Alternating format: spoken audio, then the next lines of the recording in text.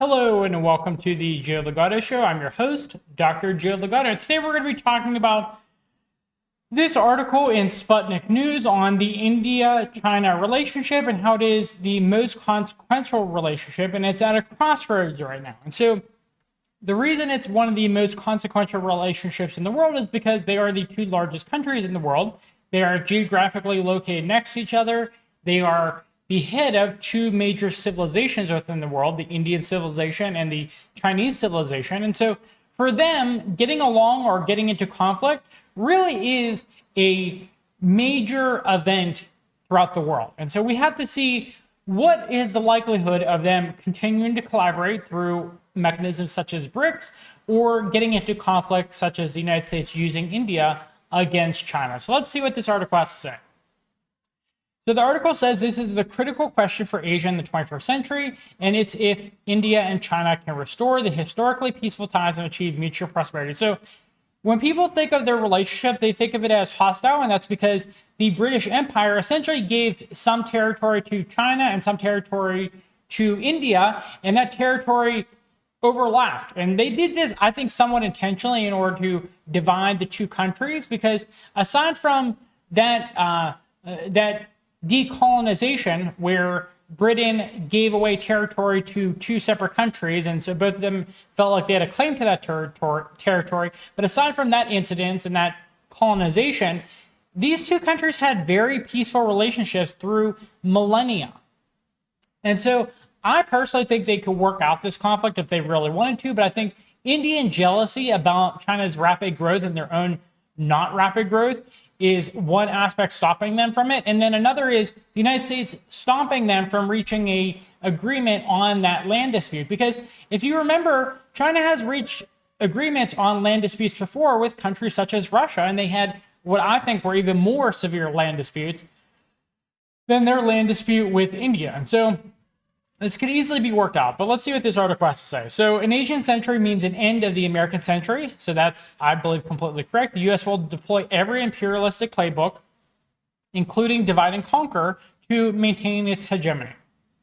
So China and India, which are two ancient civilizations, they have to avoid this divide and conquer strategy. So what is the good news here?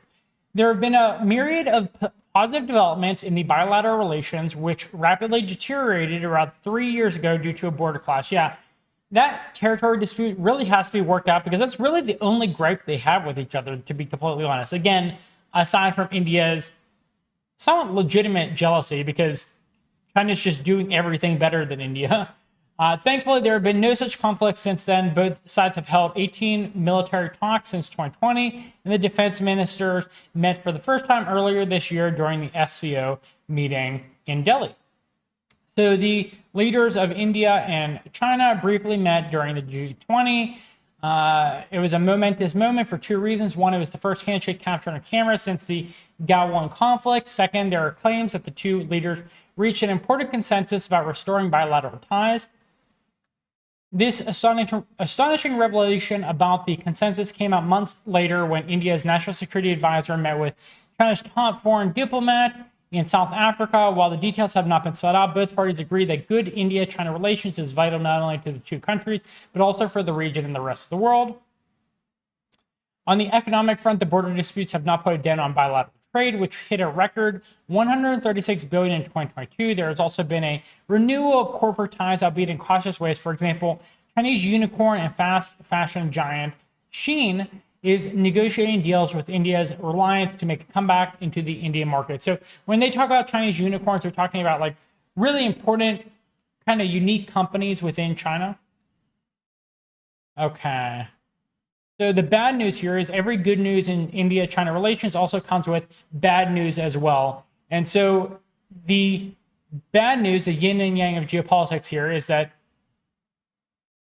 most Indian elites are now China hawks, as is obvious by looking at inflammatory narratives of Indian mainstream media and think tanks. So the political apparatus, the propaganda apparatus of India is very pro-American and very hostile towards China.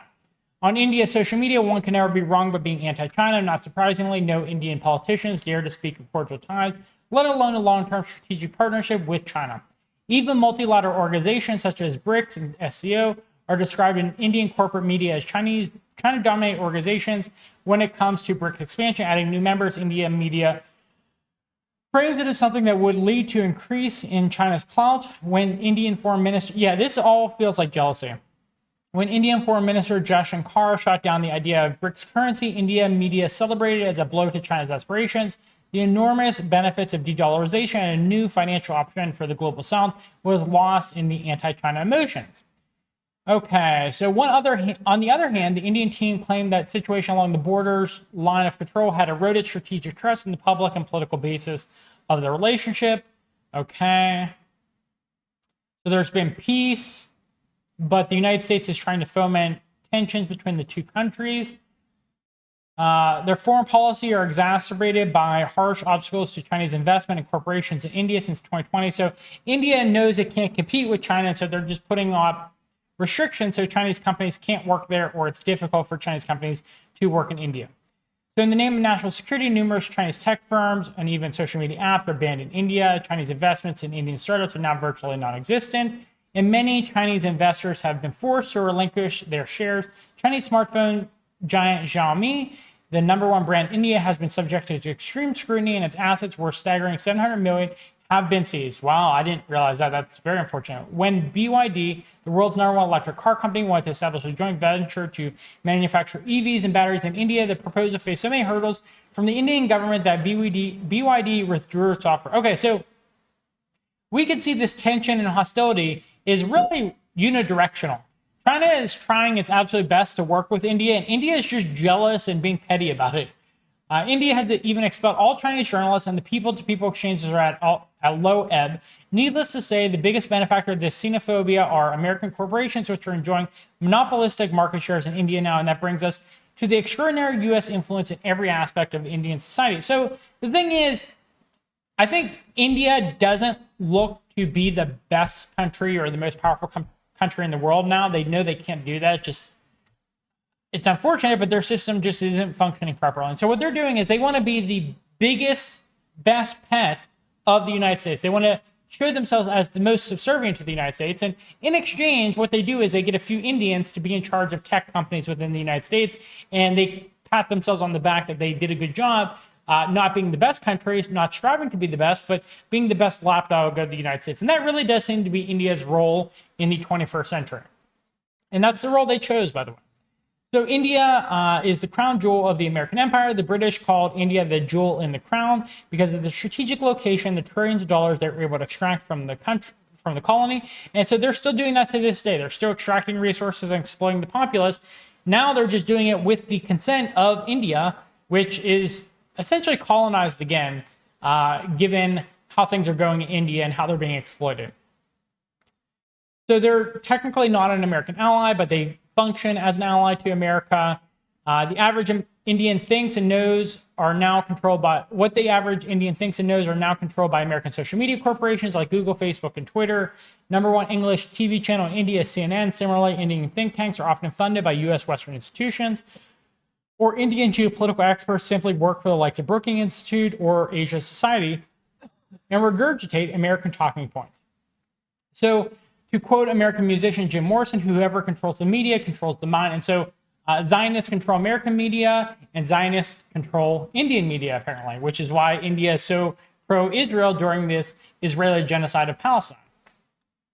Okay, so in modern times, technology has become a matter of sovereignty and national security. The U.S. and its allies are the most prominent shareholders of all the tech startups in India. India's flagship unicorns, such as BYJU, Swiggy, and Ola, are owned by foreign venture capitalist firms. So that's the thing where they're very hostile towards Chinese companies coming in and Chinese investors, but when it comes to Americans, they're perfectly willing to allow that. They are colonized again, and they're willfully colonized this time. So the average Indian does not see the neo-colonization by the U.S. as a problem, since the public faces are still Indian, whether it's Google in the U.S. or tech startups in India. Yeah, that's the arrangement they have. They're the number one lapdog of the United States in exchange for some high-up positions in tech companies.